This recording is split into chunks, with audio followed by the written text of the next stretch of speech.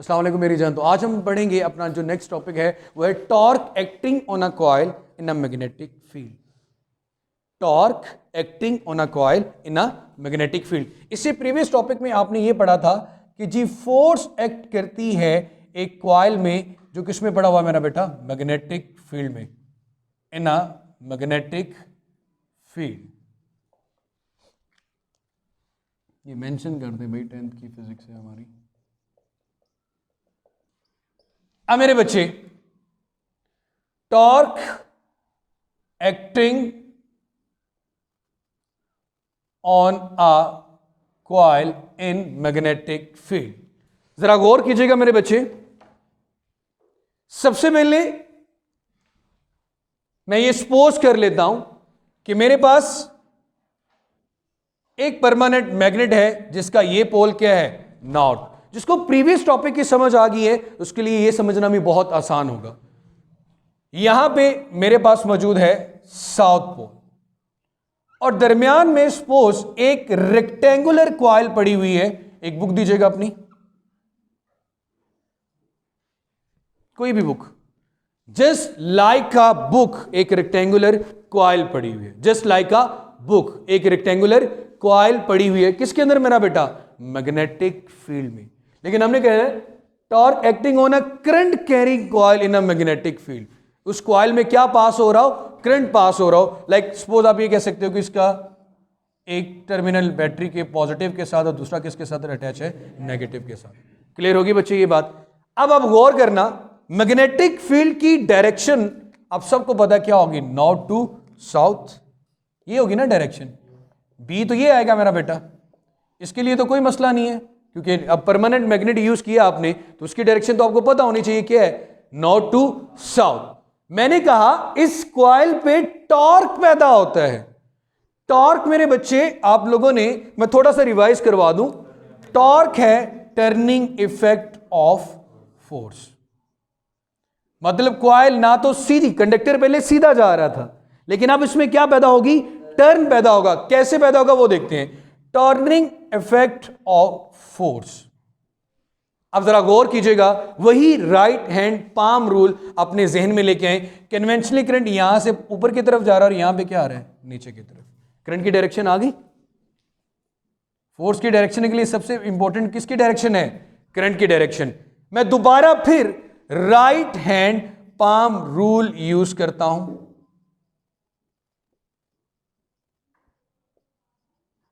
मेरी जान, right hand palm rule आपको क्या चीज बता रहा है। सबसे पहले तो आप ये चीज देखें कि मैग्नेटिक फील्ड बी किस डायरेक्शन में है, फिंगर्स उस तरफ लेके जाएं, ये मैग्नेटिक फील्ड है। करंट की डायरेक्शन में अंगूठा ये लेके है, तो थप्पड़ अंदर की तरफ लग रहा है। इस जगह पे अगर मैं इस पोर्शन को आपकी बुक के अकॉर्डिंग ए बी सी और डी का नाम दे दूं, तो ए बी पोर्शन पे अगर आप इस तरफ ये फोर्स लेके गए, करंट की डायरेक्शन अपवर्ड, तो इस पे जो पुश हो रहा है, ये देखें, ये इस तरफ हो रहा है। जब ये इस तरफ होगा तो ये चीज टर्न कर रही है, तो क्या पैदा हो रहा है, टर्निंग इफेक्ट ऑफ फोर्स। मतलब यहां पे क्या पैदा हुआ, टॉर्क। अब जरा गौर करना मेरे बच्चे, जब यहां पे टॉर्क पैदा हुआ, आपकी बुक में या बुक्स में अंदर यहां पे अपवर्ड का एरो लगाया होता है और हम ये इमेजिन कर रहे होते हैं शायद इस पे अपवर्ड डायरेक्शन में फोर्स लग रही है। जब अपवर्ड डायरेक्शन में किसी ऑब्जेक्ट पे फोर्स लगे तो वो लीनियरली मूव कर रहे हैं, कोई टर्निंग इफेक्ट ऑफ फोर्स पैदा नहीं हो रहा। यहां पे इनवर्ड डायरेक्शन में जो फोर्स लग रही है, इनवर्ड, मैं यहां पे लिख भी रहा हूं, यहां पे जो इनवर्ड डायरेक्शन में फोर्स लग रही है, आप इसको 3D यहां पे रिप्रेजेंट तो नहीं कर सकते, तो उसके लिए हम कौन सा एरो यूज करते हैं, अपवर्ड। अब जरा नीचे आ जाए, उंगलियां तो उस तरफ ही रहेंगी लेकिन करंट की डायरेक्शन क्या आ गई है, चेंज, डाउनवर्ड है ना। यहां से करंट इस पोर्शन में नीचे की तरफ आ रहा है। अब इस पोर्शन पे फोर्स क्या लगेगी, बाहर की तरफ। अब मेरे बच्चे यहां से देखें, अंदर और यहां से क्या आ रहा है, बाहर। तो यहां पे आप आउटवर्ड फोर्स को रिप्रेजेंट करने के लिए एरो क्या लगा देंगे, डाउनवर्ड। इसको मैंने F1 कहा और इसको क्या कह दिया, F2। असल में यही एक बात होती है जिसको समझना मुश्किल होता है। मेरे ख्याल में आपके लिए तो कोई मुश्किल नहीं हुआ होगा।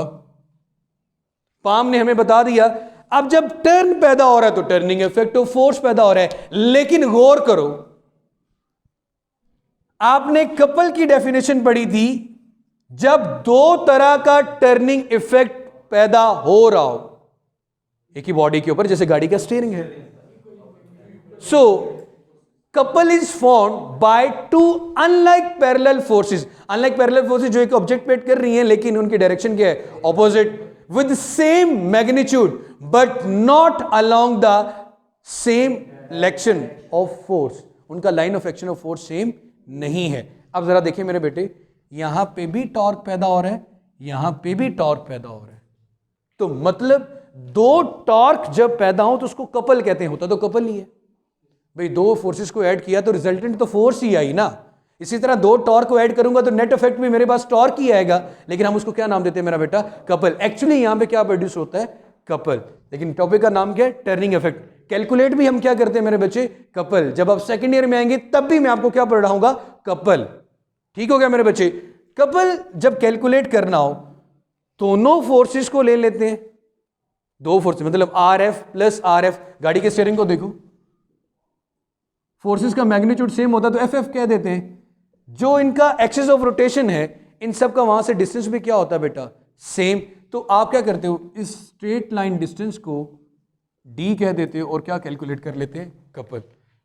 क्या कैलकुलेट कर लेते हैं? कपल। अब मेरे बच्चे, length of the conductor L है, मैं इन दोनों के दरमियान जो स्ट्रेट लाइन डिस्टेंस उसको क्या कह देता हूं? ए। भाई इन दोनों की line of action of force के दरमियान जो डिस्टेंस है, स्ट्रेट लाइन डिस्टेंस, यहां पे डी कहा, मैंने उसको क्या कह दिया? ए कह दिया। कपल अगर कैलकुलेट करना होगा तो force multiply by couple arm, जिस तरह मोमेंट आर्म कहते हैं टॉर्क के अंदर, तो यहां पे क्या आ गया? Couple arm. फोर्स जब कंडक्टर पे लगती है, प्रीवियस टॉपिक में पढ़ा है आपने, वो क्या होती है? I L B. वो क्या होती है मेरा बेटा? आई एल बी। कंडक्टर के ऊपर जो फोर्स लगती है उसको तो हम क्या कहते हैं? I L B. कोई और फोर्स तो नहीं कहेंगे। तो ये लिख दिया एफ की जगह पे आई एल बी। साथ क्या आ रहा है? Couple arm. मैंने उसको क्या नाम दिया बेटा? ए का। अगर आप देखो तो ये लेंथ बन रही है और ये क्या बन रही है? ब्रेड्थ बन रही है। सिंपल सी बात यार, I L sorry I B into L A. आपकी बुक में अगेन ए लिखा होगा, स्मॉल ए।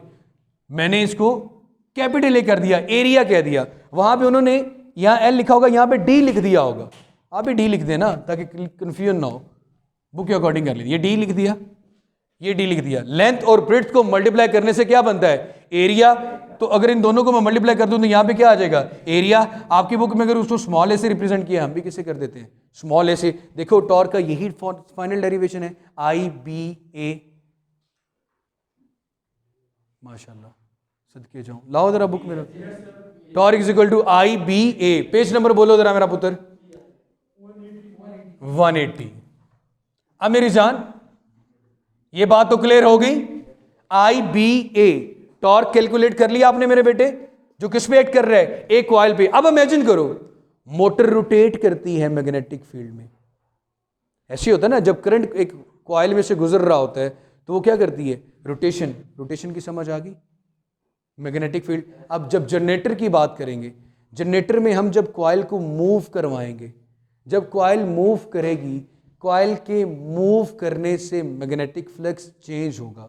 मैग्नेटिक फ्लक्स के चेंज होने की वजह से इसके अंदर भी ईएमएफ इंड्यूस होगी। एक्चुअली वो टॉपिक इलेक्ट्रोमैग्नेटिक इंडक्शन है, लेकिन इस चैप्टर में तो हम डीसी मोटर के बारे में पढ़ेंगे। डीसी मोटर, मोटर वो चीज होती है जो आपकी इलेक्ट्रिकल एनर्जी को मैकेनिकल में बदलती है। आप यहां बैटरी से इलेक्ट्रिकल एनर्जी दे रहे थे, लेकिन कॉइल क्या हो रही थी? रोटेट कर रही थी। आप पंखे से मोटर को इलेक्ट्रिकल एनर्जी दे रहे हो, मोटर आपके पंखे को रोटेट करवा रही है, तो इलेक्ट्रिकल एनर्जी किस में जा रही है? मैकेनिकल एनर्जी में।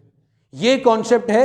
एक्चुअली ये टॉपिक आपके स्मार्ट सिलेबस में नहीं है, लेकिन ये टॉपिक डीसी मोटर को समझने के लिए, जो कि नेक्स्ट टॉपिक था, उसके लिए जरूरी था, मैंने इसलिए पढ़ा दिया। कोई मसला तो नहीं मेरा बेटा? गुस्सा तो नहीं किया? क्लियर हो गया मेरे बच्चे यहां तक? अब मेरे बेटे देखो यार, यहां पे भी कोई एंगल का चक्कर हो सकता है ना। ये आपकी बुक में नहीं है, लेकिन मैं बताना चाहूंगा। जैसे मैंने फोर्स के लिए साइन थीटा यूज किया, मैं यहां पे टॉर्क के लिए पहले लिख रहा हूं कॉस थीटा। क्यों भाई? अब आपने इमेजिन करना है, ये आपके जो रूम की दो दीवारें हैं, ये नॉर्थ है, ये साउथ है। इसमें अगर आपका मैग्नेटिक फील्ड या सॉरी आपकी रेक्टेंगुलर कॉइल इस तरह पड़ी हुई है, मतलब इसके पैरेलल में पड़ी हुई है, तो एक फोर्स नीचे से लग रही है, दूसरी फोर्स ऊपर से लग रही है, तो ये क्या कर रही है? रोटेट।